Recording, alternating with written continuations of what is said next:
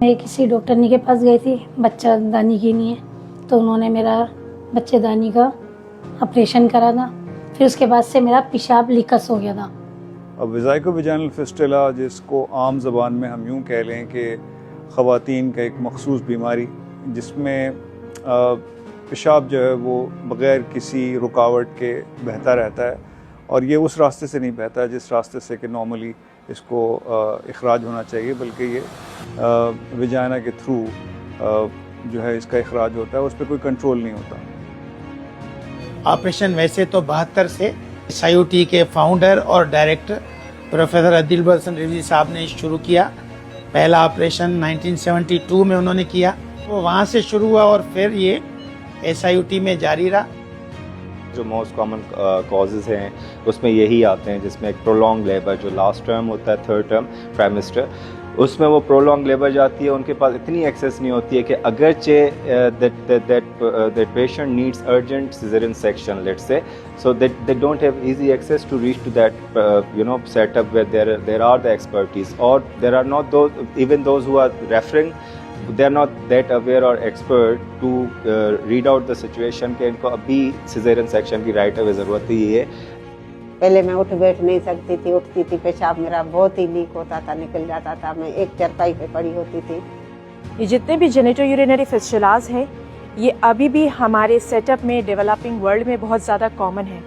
और एस्टिमेट किया जाता है कि out of 1 lakh patients still 10,000 till 20,000 women are still afflicted with this kind of a problem। ये एक बीमारी नहीं है, ये एक सोशल इशू है, एक हेल्थ इशू है, और इसका इलाज पूरे तरीके से पॉसिबल है।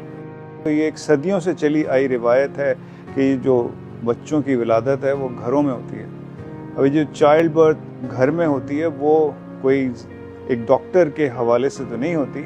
ना ही डॉक्टर के सुपरविजन में होती है, बल्कि ये हमारी वो दाइयाँ हैं, वो ख़वातीन हैं जिन्होंने ये एक तरह से सलाहियत हासिल कर ली है या स्किल हासिल कर लिया है। अगर इन दाइयों को हम थोड़ा सा और ज़रा एक और मुकाम दे दें,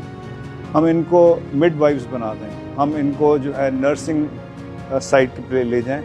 और इनको हम ट्रेन कर लें इस अंदाज से कि जो चाइल्ड बर्थ है वो उस प्रॉपर अंदाज से हो जाए जैसे कि एक लेबर रूम के अंदर होती है। अगर कॉम्प्लिकेशन हो जाता है, फिस्टुला डेवलप हो जाता है, तो फिर उसको रेफ़र कर दें स्पेशलाइज्ड सेंटर्स में, जहाँ पर वो फिस्टुला की रिपेयर प्रॉपर तरीके से होती है, सारी चीज़ें हो सकती हैं। SIOT में एक स्पेसिफिक OPD चल रही है जिसको फंक्शनल यूरोलॉजी क्लिनिक कहा जाता है, और ये फ्राइडे को OPD नंबर 14 में होती है। SIOT में जो रोबोटिक प्रोग्राम है ये हम पिछले 6 सालों से कर रहे हैं, और अच्छी बात यह है कि अब हमने फिस्टुला सर्जरी भी रोबोटिक के ज़रिए मैनेज करना शुरू की है, और हमने बहुत सारे फिस्टुलाज जो हैं वो, जिसको हम VVF कहते हैं आम ज़बान में, उनकी सर्जरी की है, और अल्हम्दुलिल्लाह वो सारे के सारे मरीज़ अब एक नॉर्मल लाइफ गुजार रहे हैं। औरतें अपने बारे में लाजमी अपने आप को कमज़ोर ना समझें, खुद को नहीं पालती, वो पूरा घर पूरा ख़ानदान पालती हैं, तो उनको अपना ख्याल तो पहले रखना है। ये मसला बहुत कॉमन है लोगों में,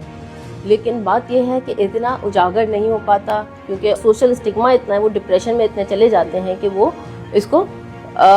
किसी को बताते हुए ही शर्मिंदा होते हैं। क्योंकि आमतौर पर पेशेंट सोशल आउटकास्ट होते हैं, ये लीक कर रहे होते हैं, इनकी फैमिलीज इन्हें अबैंडन कर देती हैं, तो जब ये ड्राई हो जाती हैं, जब ये कॉन्टिनेंट हो जाती हैं, तो जो खुशी होती है वो काबिल दीद होती है, और वो जो खुश होते हैं, जो सोसाइटी इनको दोबारा एक्सेप्ट करती है, तो वो हमें भी जो है वो अपनी दुआओं में याद रखते हैं और हमें भी जो है वो रिवॉर्ड करते हैं।